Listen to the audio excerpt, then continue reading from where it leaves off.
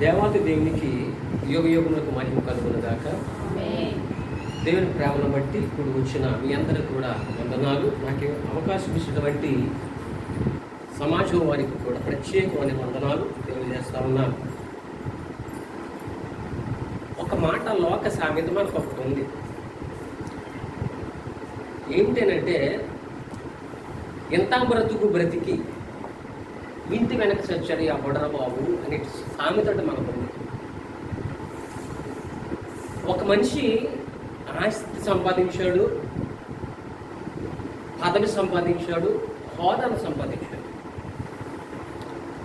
ఈ వ్యక్తి ఆ గ్రామంలోనే కాదు, వేరే గ్రామంలో కూడా అడిగిన ఆయన తెలియనటువంటి మనిషి ఎవరు ఉండరు. అంత పేరు ప్రఖ్యాతి గాయించినట్టు ఒక మనుషుడు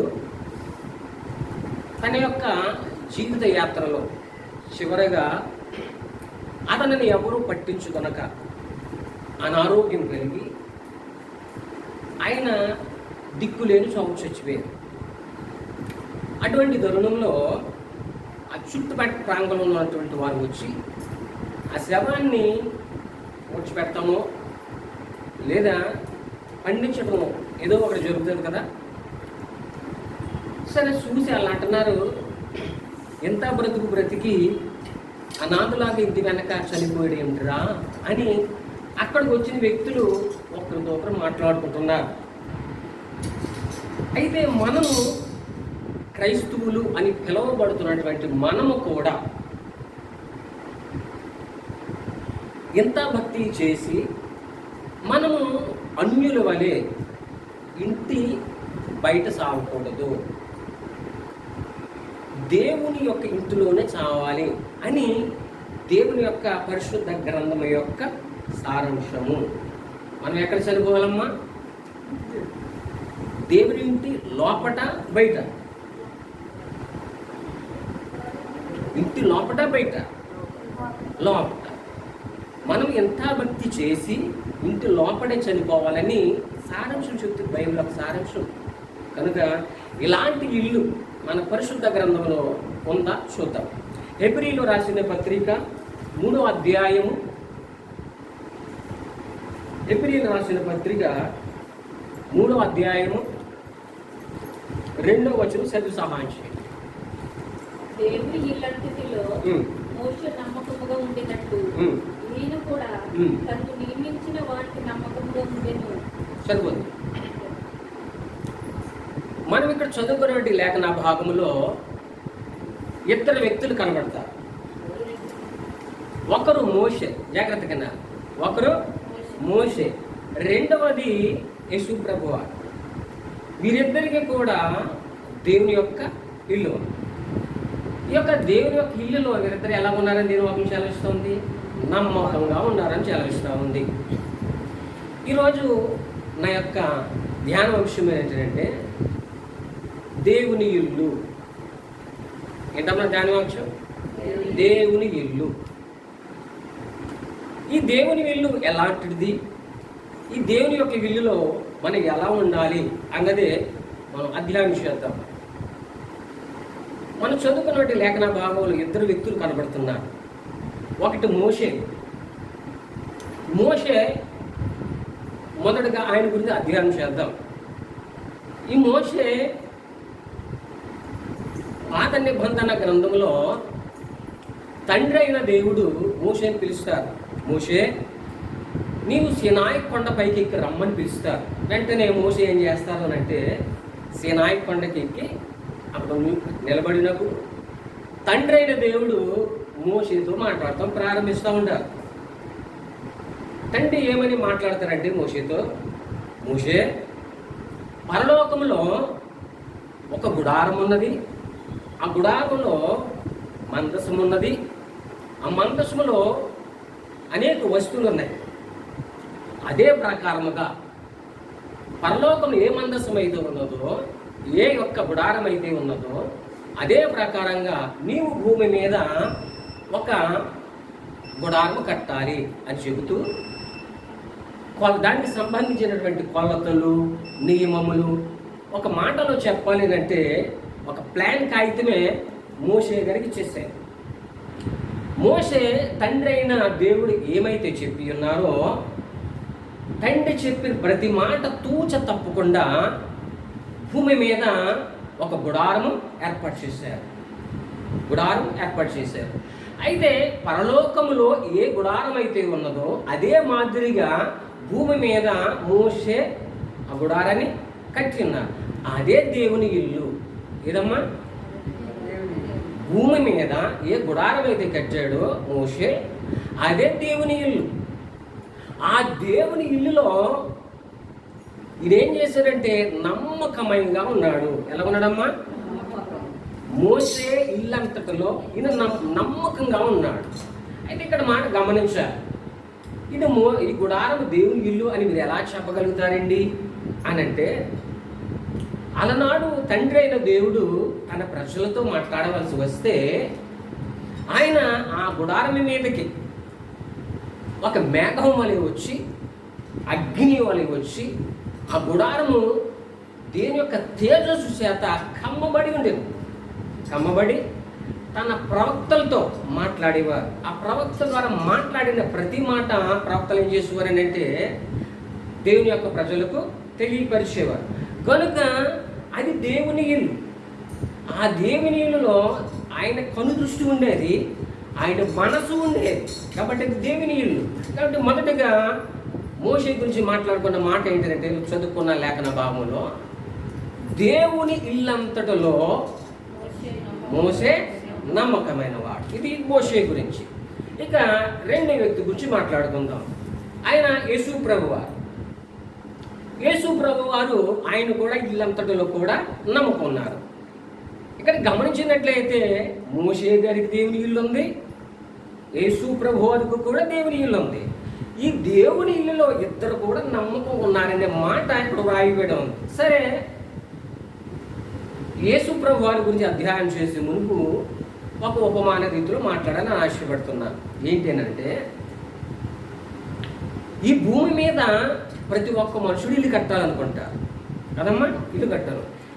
ఎలా కట్టాలనుకుంటాడంటే, ఒక వ్యక్తి అందముగా సుందరముగా కట్టాడు అని అంటే వానికంటే నేను బాగా కట్టాలని, నేను బాగా కట్టానని అంటే వీడు ఒక నాకంటే బాగా కట్టాలని ఒకరికి ఒకరు పోటీ పడుతూ ఇల్లు కడతా ఉండేవారు. ఇటువంటి నేపథ్యంలో ఈ యొక్క వ్యక్తులు వెళ్ళి మంచి నేర్పరి కలిగినటువంటి, నైపుణ్యత కలిగినటువంటి ఇంజనీర్ దగ్గరికి వెళ్ళి అంటారు, అయ్యా నాకు ఒక అందమైన సుందరమైన ఇల్లు ఒకటి కట్టి పెట్టాలి అని అడిగినప్పుడు ఇంజనీర్ ఏమంటారంటే, అయ్యా కాస్తంత నాకు సమయం ఇవ్వండి. ఈ యొక్క ఇంజనీరు, ఈ యొక్క ఇంటి యజమాని కూడా ఒక ఒడంబడిక చేసుకుంటారు. ఒడంబడిక చేసుకుని ఈ యొక్క ఇంజనీర్ ఏం చేస్తారంటే, తాను తీసుకున్నటువంటి సమయంలో ఆ ఇంటిని నిర్మించి ఆ యొక్క ఇంటి యజమానికి అప్పచెప్తాడు. అప్పచెప్పిన తర్వాత ఆ ఇంటి యజమాని ఏం చేస్తాడనంటే, ఆ ఇంటికి గృహప్రవేశం పెట్టుకుంటాడు. పెట్టుకుని తన స్నేహితులకు, బంధువులకు, మిత్రులకు అందరికీ కూడా ఆహ్వాన పత్రిక పంపిస్తారు. ఆ యొక్క ఆహ్వాన పత్రిక తీసుకున్నటువంటి బంధువులేమి, ఆ యొక్క స్నేహితులేమి, రక్త సంబంధికులేమి ఆ ఇంటికి వచ్చి ఆ యొక్క ఇంటిని చూసి, ఆహా ఎంత అందంగా ఉంది, ఎంత సుందరంగా ఉంది, బాగుంది ఇల్లు అని వచ్చిన వారు, ఆ ఇంటికి వచ్చి చూసిన వారు ఏం చేస్తారని అంటే, ఒకరికి ఒకరు ఏం చేస్తారంటే ఇంటిని చూసి మెచ్చుకుంటూ చెప్పుకుంటూ ఉంటారు. అటువంటి తరుణంలో ఒక మాట విసురుతారు, ఒక మాట పంచుతారు. ఏంటనంటే, అబ్బా ఎంత అందంగా కట్టారా ఇల్లు అని చెప్పుకుంటూ అంటారు. అబ్బా ఇల్లుని కట్టినాడు ఎవడో కానీ ఇంజనీరు, హ్యాండ్స్ అప్ అంటారు. ఏమంటారమ్మా? హ్యాండ్స్ అప్ అంటే గొప్పవాడురా బాబు అని. ఇక్కడ గమనించినట్లయితే ఇంటికి ఎంత ఘనత వచ్చిందో ఆ ఘనతను బట్టి కట్టిన వాడికి ఘనత వచ్చింది. కాబట్టి ఇలాగునే దేవుని యొక్క వాక్యం సూటుగా తేటగా చదివిస్తారు. చూద్దాం. అదే హెబ్రీయులకు రాసిన పత్రిక అదే 3వ అధ్యాయము 3-4 వచనం చదివి సహాయం చేయండి. ప్రతి ఇల్లు ఎవడైనా ఒకరి చేత కట్టబడును, సమస్తమును కట్టినవాడు దేవుడే. ఇంటి కంటే దానిని కట్టిన వాడు ఎక్కువ ఘనత పొందినట్టు ఈయన మోషే కంటే ఎక్కువ మహిమకు అర్హుడిగా ఎంచబడిను. సరిపోతుందమ్మా. ఇక్కడ 3 మాటలు కనబడతాయి. జాగ్రత్తగా మనసు ఎక్కడ పెట్టాలి. ఇక్కడ చదువుకున్న మాటలు 3 మాటలు మనకు కనబడుతున్నాయి. ఒకటేమో ఏం చెబుతూ ఉంది? మొదట మాట, ప్రతి ఇల్లును ఎవడైనను ఒకని చేత కట్టబడును, సమస్తమును కట్టినవాడు దేవుడు. ఇక రెండో మాట మనం చూసినట్లయితే, ఇంటి కంటెను దానిని కట్టినవాడు ఎక్కువ ఘనత నొందును. ఇక మూడవ మాట మనం చూసినట్లయితే, ఈయన మోషే కంటే మహిమకు అర్హుడు అని ఎంచబడినని 3 మాటలు కనబడుతున్నాయి. అయితే లాస్ట్ మాట మనం చూసుకుందాం. ఏంటి ఆ మాట అనంటే, ఈయన మోషే కంటే మహిమకు ఎక్కువ మహిమకు అర్హుడుగా ఎంచబడినని ఉంది. ఇక్కడ 2 మాటలు చూద్దాం. ఇక్కడే ఉంటాను, ఎక్కడ దూరం వెళ్ళను, చాలా జాగ్రత్తగా వినాలి.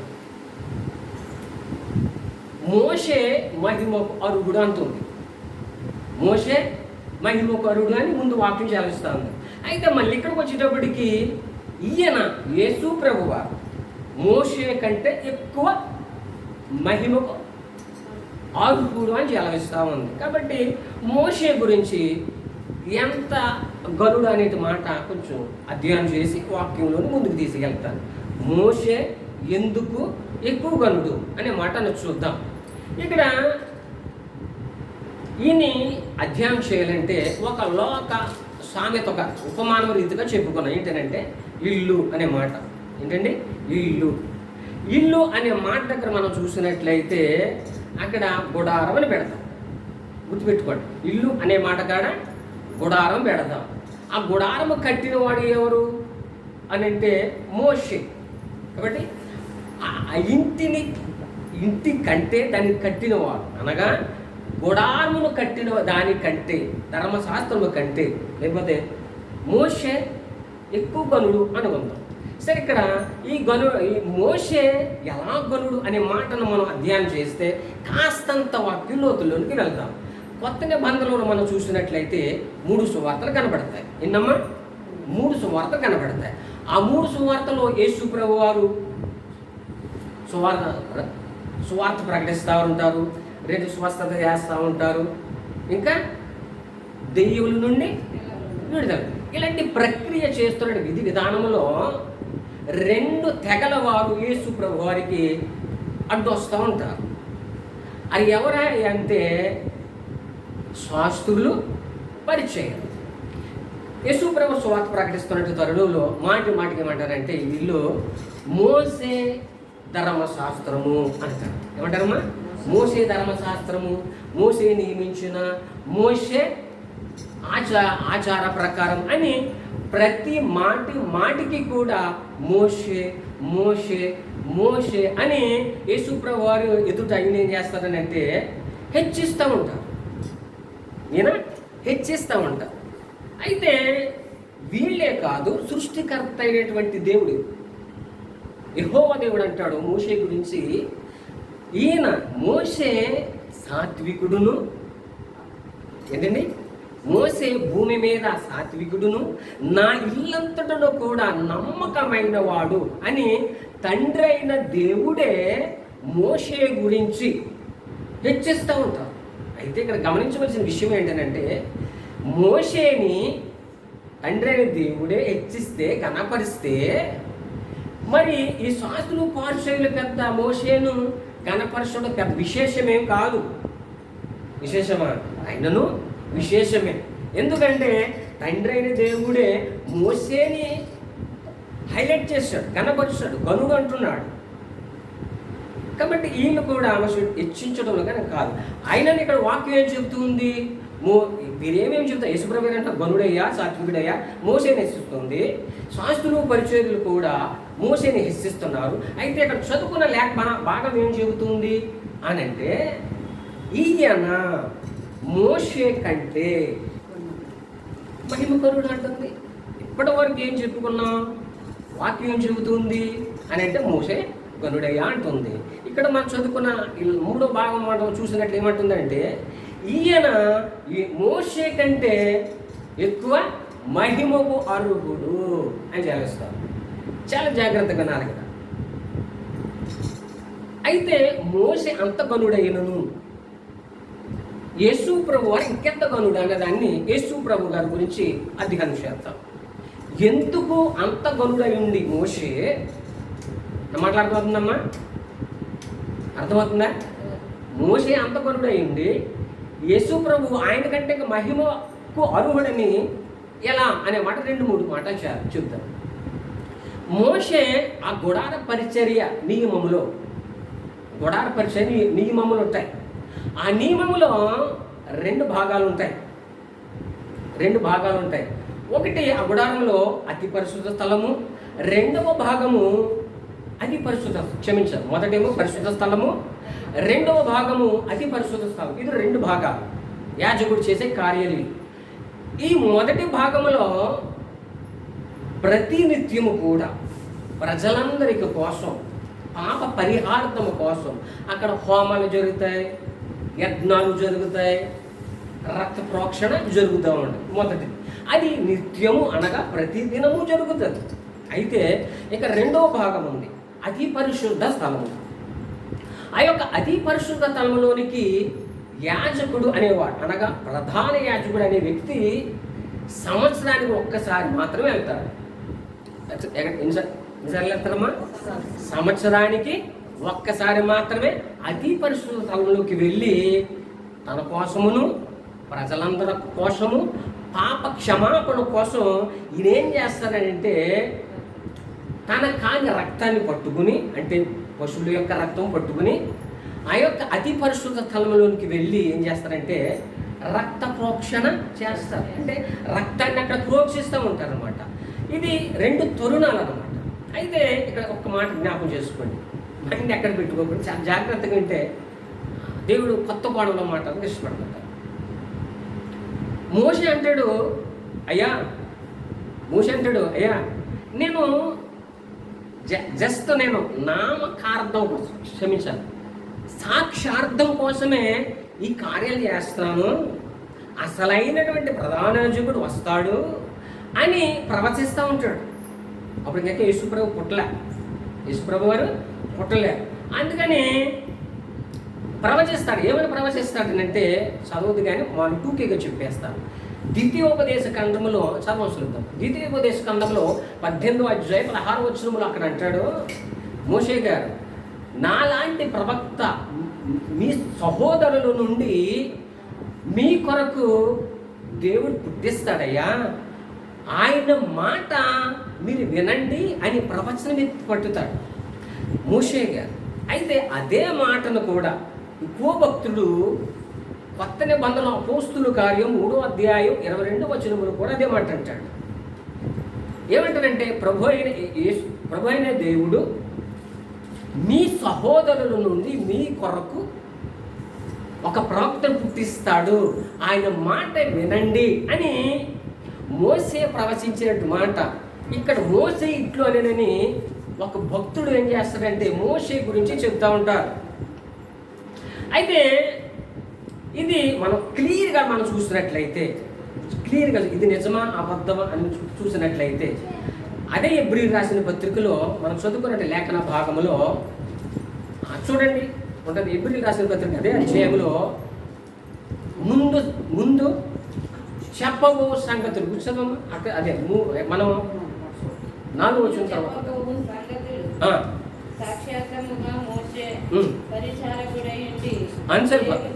సరిపోదు. ఇక్కడ ఏం రాయబడి ఉంది? ముందు చెప్పబో సంగతుల గురించి సాక్షార్థముగా అని ఉంది. అంటే ఇక్కడ మోసే ఏమంటున్నాడంటే నేను కానీ అసలైనడు వస్తాడు కాబట్టి ఆయన వస్తాడు కాబట్టి ఇది ముంగుర్తు కోసం ఇది చేస్తానంటే నేను ప్రవచనం చేస్తాను కాబట్టి నా మాట నా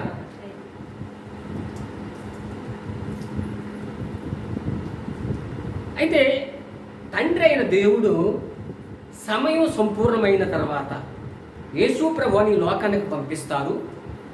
ఆయన వచ్చి సర్వమానుల యొక్క పాప పరిహార్థము కోసం శిలువలో రక్తం కాచుస్తారు. కాచి 3వ దినమున ఆయన తిరుగులేస్తారు. తిరిగి లేసినటువంటి ఆ దేవుడు తన యొక్క పరిశుద్ధ రక్తాన్ని పట్టుకుని పరిశుద్ధ రక్తాన్ని పట్టుకుని ఆయన మొట్టమొదటిగా భూమి క్రిందకి వెళతారు. భూమి క్రిందకి వెళ్ళి ఆ రక్తాన్ని అక్కడ ప్రోక్షిస్తారు.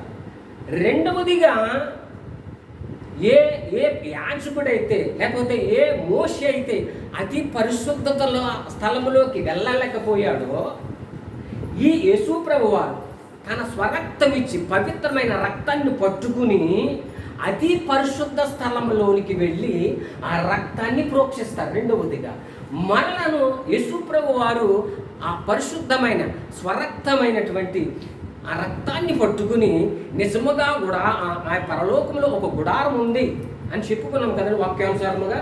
ఆ గుడారంలోకి వెళ్ళి అక్కడ కూడా తన రక్తాన్ని ప్రోక్షిస్తారు.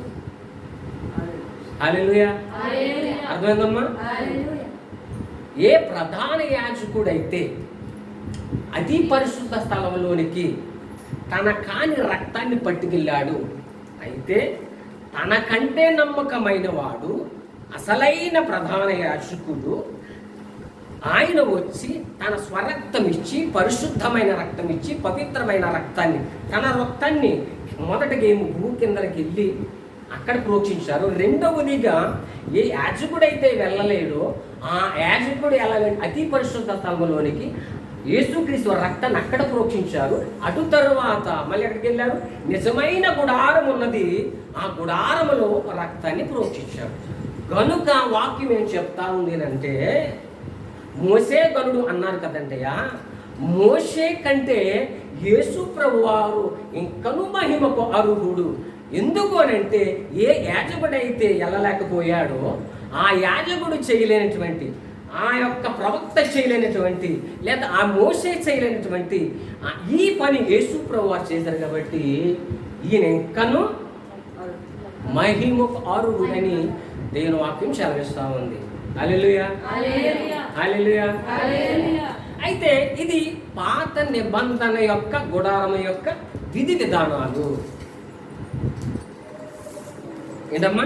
ఇది పాత నిబంధన యొక్క విధి విధానాలు. అయితే కొత్త నిబంధన యొక్క విధి విధానాలు కూడా ఉన్నాయి. ఏంటి అని అంటే అక్కడ కూడా గుడారం ఉంది. పాత నిబంధన గుడారం ఇదైతే కొత్త నిబంధన గ్రంథులు అక్కడ కూడా గుడారం ఉంది. ఆ గుడారం కూడా అధ్యయనం చేసి వాక్యం గురించి నేను ఆశపడుతున్నాను. ఆ కొత్త గుడారం గురించి చెప్పేటువంటి ముందుగా ఒక ఉపమాన రీతులు చెప్పాలని ఆశపడుతున్నాను.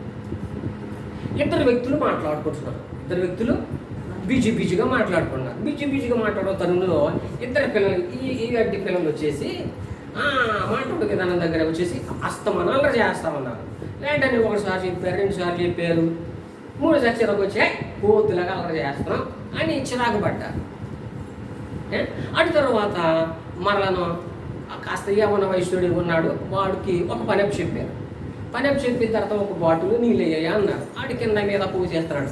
వెంటనే అది చూసినట్టు నా వ్యక్తి అన్నాడు, రే గాడిలాగా ఉన్నావురా, పని చేయడం చేత కదా అని అన్నాడు. ఇక్కడ గమనించండి, ఒక చోట ఏమో కోతిలాగా అన్నారు, రెండవ శాతం గాడిది అనే మాట ఉపయోగించారు. అంటే కోతి అన్నంత మాత్రాన కోతి ఎవడు, గాడిది అన్నంత మాత్రాన గాడిది ఎవడు. అయితే ఎందుకనంటే ఒక మనిషిని తిట్టాలంటే ఒక రూపం చేసుకొని ఒక రూపాన్ని చేసుకుని మాట్లాడతారు. దాన్నే అలంకార భాష అంటారు. ఏమంటారమ్మా? అలంకార భాష అంట. అలంకార భాషను తిడతాం, గాడిదను రకరకాల మాట, దీని అలంకార భాష. అలాగనే కొత్త నిబంధన గ్రంథంలో కూడా ఒక గుడారం ఉంది. ఆ గుడారాన్ని కూడా అలంకార భాషలో ఇద్దరు భక్తులు మాట్లాడతారు. చూద్దాం ఆ గుడారం ఏంటన్నది. 2 కొరింథీయులకు రాసిన పత్రిక 5వ అధ్యాయం 3వ వచనం. ఆ భక్తుడు ఏమంటాడు చూద్దాం.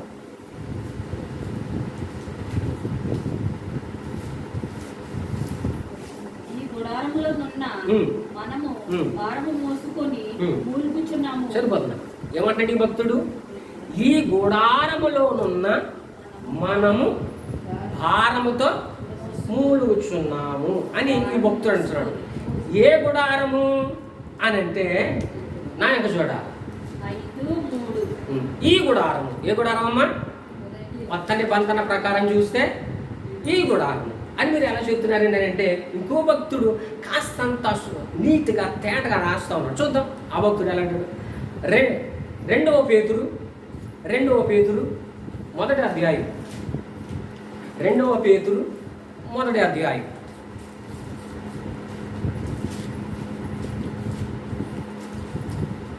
13-14.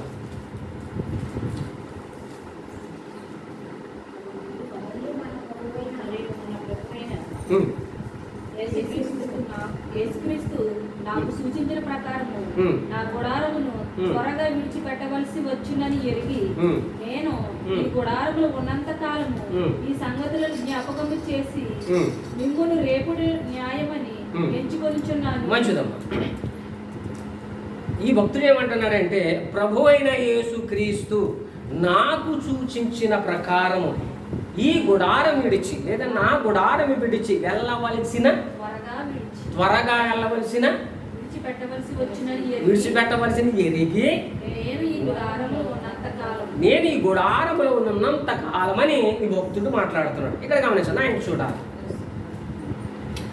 ఆ భక్తుడు ఏమంటున్నాడు పౌరు భక్తుడు అని అంటే, ఈ గుడారములో అంటున్నాడు.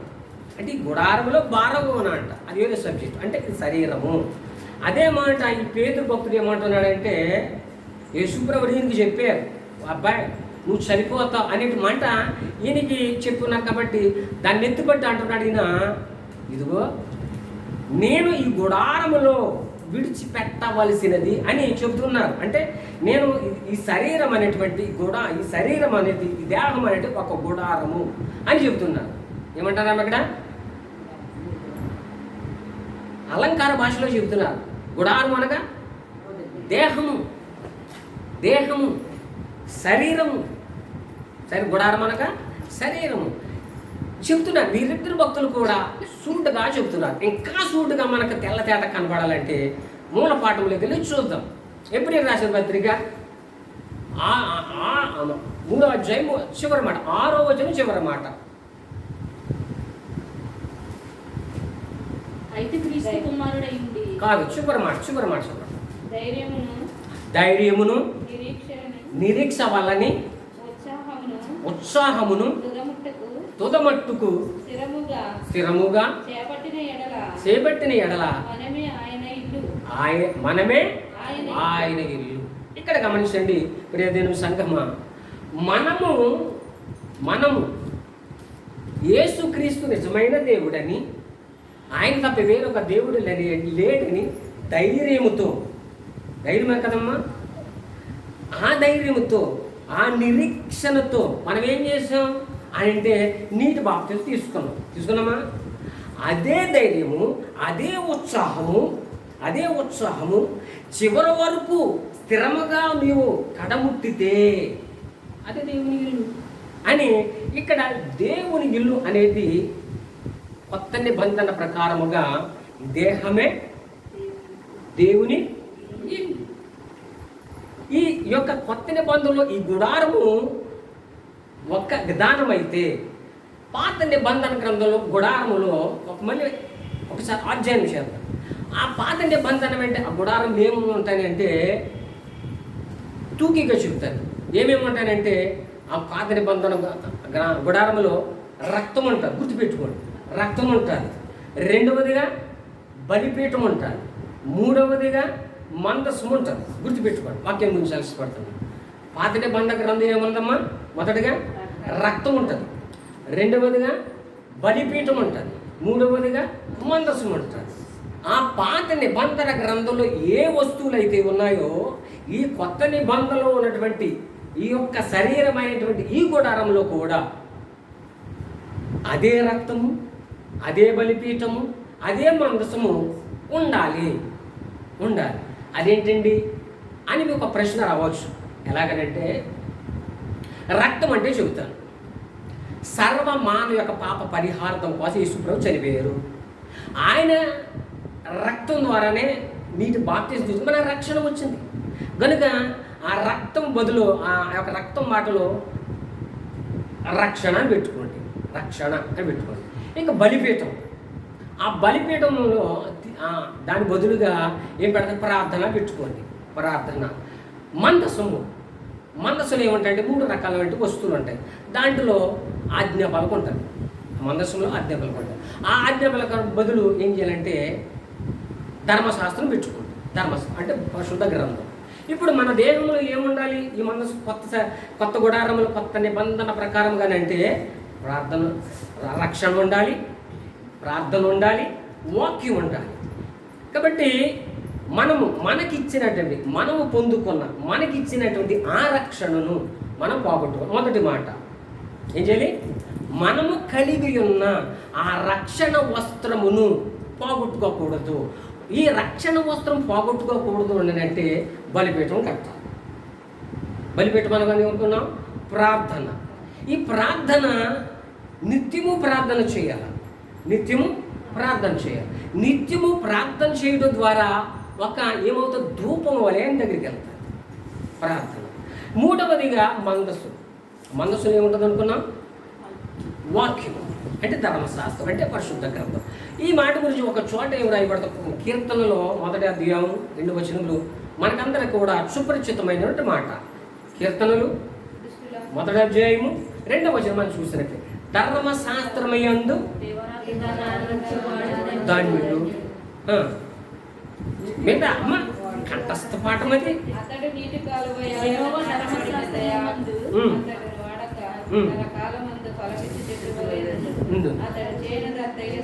సరిపోతుంది. ఇక్కడ ధర్మశాస్త్రం గురించి మాట్లాడతాం. ఎవరైతే ధర్మశాస్త్రమందు దేవారాత్రులు అనగా వాక్యాన్ని చదువుతారో వారు ధన్యులు అని వాక్యం చెబుతుంది. కాబట్టి ఇక్కడ చాలా జాగ్రత్తగా గమనించినట్లయితే మన రక్షణ వస్త్రము కాపాడుకోవాలంటే ప్రార్థన ఉండాలి. ఆ ప్రార్థనతో పాటు ఎప్పుడు కూడా వాక్యం చదవాలి. ఒక మాట ఇక్కడ గమనించండి. ఒక ట్రాక్ ఉంటుంది, రైల్వే ట్రాక్ ఉంటుంది. ఈ రైల్వే ట్రాక్ సమానంగా వెళ్తుంది. ఈ సమానంగా లేకపోతే ట్రైన్ ఏమవుతుంది? బోల్త పడుతుంది. అలాగనే నేను కూడా ఎంతసేపు అయితే ప్రార్థన చేస్తామో అంతసేపు కూడా దేవుని వాక్యం అని అంటున్నారమ్మా. ప్రార్థన ఎంతసేపు చేస్తామో దేవుని వాక్యము కూడా అంత సమయం తీసుకొని 2 కూడా సమాంతరంగా ఉండాలని చూసుకోవాలి. అప్పుడే మన జీవితంలో మన రక్షణ వస్త్రాన్ని కోల్పోదమ్మా. కాబట్టి మనలో రక్షణ వస్త్రం ఉండాలి, బలిపీఠం ప్రార్థన ఉండాలి, మనసు మనగా వాక్యం ఉండాలి. సరే, ఒక మాట ముందు చేస్తాను. ఒక వ్యక్తి పాడు అయిపోయి ఇల్లుని కొనుక్కున్నాడు. కొనుక్కుని ఏం చేశాడనంటే రీమోడల్ చేసి దానికి పెయింటింగ్ చేసి శుభ్రంగా లైట్లు పెట్టి అందంగా ఉంచాడు. సరే, నిత్యము దాంట్లో కాపురం చేస్తున్నారు, ఇంద్రభవనంగా ఉంది, చాలా బాగుంది. కొన్ని సంవత్సరాలు అది అలా ఉండగా నిమిత్తం మాకు ఇంటి వారు ఇల్లు విడిచి వెళ్ళిపోయిన తర్వాత కొంతకాలం అయిన తర్వాత సీలింగ్ పగిలిపోయింది, నీరు కారుతుంది, నాచు కట్టేసింది, కరెంటు బిల్లు కట్టినందుకు కరెంటు పీకిపోయాడు, మొత్తం దాంట్లో బూసులు పెట్టి సర్వనాశనం అయిపోయింది. చూస్తాకి ఎలా ఉందనంటే ఒక మాటలు చెప్పాలంటే దెయ్యాల కోటలా ఉంది. ఎలా ఉందమ్మా? దెయ్యాల కోటలా ఉంది. అక్కడికి వెళ్ళాలంటే భయం వేస్తాం. అలాగే అయిపోయింది. అలాగనే దేవుని వాక్యం కూడా ఒక చోట చెబుతుంది ఏంటంటే మనకందరికి సుపరిచితమైన వాక్యమే. మత్తయి సువార్త 12వ అధ్యాయం 42-43 వచనం చదవండి. మనకందరికీ సుపరిచితమైన వాక్యమే. అనేక సందర్భంలో అనేక దైవజనులు మనకి ఉపదేశించేటటువంటి వాక్యమే. చదవండి, గురించి చేస్తున్నాను. 12వ అధ్యాయం 42-43. విమర్శ సమయము కాదు, మత్తయి సువార్త 42-43. అపవిత్ర ఆత్మ ఒక మనుషుని వదిలిపోయిన తర్వాత అది విశ్రాంతి వెతుకుచు నీరు లేని చోట్ల తిరుగుచుండును. విశ్రాంతి దొరకనందున నేను వదిలి వచ్చిన నా ఇంటికి తిరిగి వెళ్ళుదుననుకొని వచ్చి ఆ ఇంట ఎవరును లేక అది ఊడ్చి అమర్చి ఉండుట చూచి వెళ్ళి తనకంటే చెడ్డవైన మరి 7 దెయ్యములను వెంటబెట్టుకుని వచ్చును. అవి దానిలో ప్రవేశించి అక్కడనే కాపురముండును. అందుచేత ఆ మనుష్యుని కడపడి స్థితి మొదటి స్థితి కంటే చెడ్డదగును. హల్లెలూయా. హల్లెలూయా. ఇక్కడ ఏమైనా ఉందంట, ఒక మనిషిని న్యాయంగా చూడాలి. ఒక మనిషిని అపవిత్ర ఆత్మ ఏం చేసింది? విడిచిపెట్టి వెళ్ళిపోయింది. మనకి అందరికి తెలిసినటువంటి విషయమే. సరే, అది నీళ్ళు లేని చోటన అదేం చేస్తే విశ్రాంతి కోసం అంట వెతుకుతాడు. అటువంటి తరుణములో దానికి విశ్రాంతి దొరికింది. వెంటనే నేను విడిచిపెట్టినటువంటి ఆ ఇల్లు ఎలా ఉందని చూద్దామని వెళ్ళేటప్పటికి ఎవరో లేరా ఇంట్లో. లేకపోతే సరే అని చెప్పేసి అది ఏం చేస్తుందంటే నాకంటే 7 చెడ్డ దెయ్యాలను తీసుకొద్దామని వెళ్ళిందంట. కనుక నువ్వు చేస్తున్నాను ఈ గుడారములో, ఈ ఇంటిలో, దేవుని ఇంటిలో మొదటలో ఉన్నటువంటి ప్రార్థన కానీ, మొదటలో ఉన్న రక్షణ కానీ, మొదటలో ఉన్నటువంటి ఆ యొక్క వాక్య జ్ఞానము కానీ మన హృదయంలో లేకపోతే, అనగా మొదట మనం నీటి బాప్తిజం తీసుకున్న తర్వాత ఎంతో భయము, భక్తి, విధేయత కలిగి నా ఇంటి పరిశుద్ధుడు లేడని, నా ఇంటి నీతిమంతుడు లేడని ఎంతో భక్తి నిష్ఠతో మనం జీవిస్తూ ఉంటాం. అయితే ఎప్పుడైతే లోకం వైపు మనం చూసామో వెంటనే లోకంలో మనలోనికి వచ్చేస్తూ ఉంటుంది. కాబట్టి మన మొదటి స్థితి కంటే ఏమవుతుంది?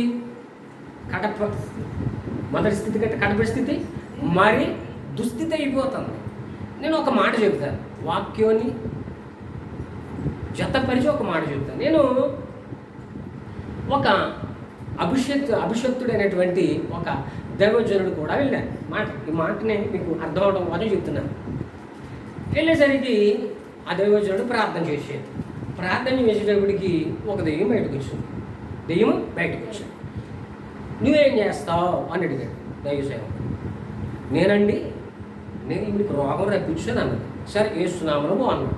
సరే అయిపోయింది అని ఆవిడ నిశ్శబ్దం ఉంది, మళ్ళీ మూలుగుతూ ఉంది.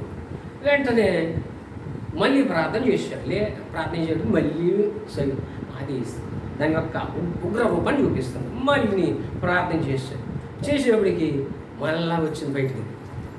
నీవు ఎవరు అని అంటే నేను మరో దెయ్యాను. ఇలాగా ఇది హాస్పిటల్లోనూ ఒక డెలివరీ స్త్రీ ఉంటుంది కదా, ట్విన్స్ అంటే కవలలు పుట్టినప్పుడు వేచి ఉంటారు డాక్టర్లు. అబ్బా ఒక పిల్ల పుట్టింది, ఇంకో పిల్ల కోసం వెయిటింగ్ చేస్తారు కదా, అలాగా డాక్టర్ వెయిటింగ్ చేసినట్టు ఈ భాషగట ప్రార్థన చేస్తుంటే ఒకటి వెళ్ళిపోతుంది, మళ్ళీ ఇంకోటి బయటకు వస్తుంది, ఇంకోటి వస్తుంది, ఇంకోటి బయటకు. ఇలాగా ఒక మనిషిలోనే 7 దెయ్యాలు ఉన్నాయి. మీరు నమ్మకపోండి. ఫస్ట్ టైం నాకు అది భయం వేసింది. కాబట్టి వాక్యము ఏం చెబుతా ఉందో అది సత్యము.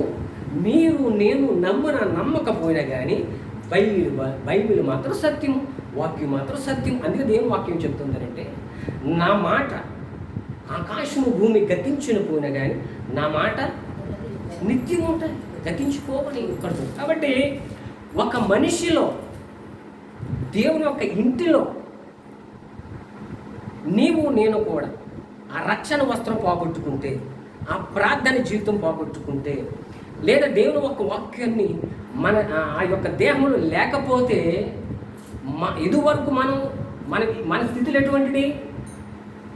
చీకటి చేత, అంధకార చీకటి చేత, రోగం చేత మనం ఉన్నాం. అయితే యేసుక్రీస్తు రక్తం చేత కడగబడినప్పుడు మనలో ఉన్నట్టు దురాత్మేమి, రోగాత్మ అన్ని విడిచిపెట్టిపోయే మనం ఉత్సాహంతో ఉన్నాం, ధైర్యంతో ఉన్నాం, నిరీక్షణతో ఉన్నాం.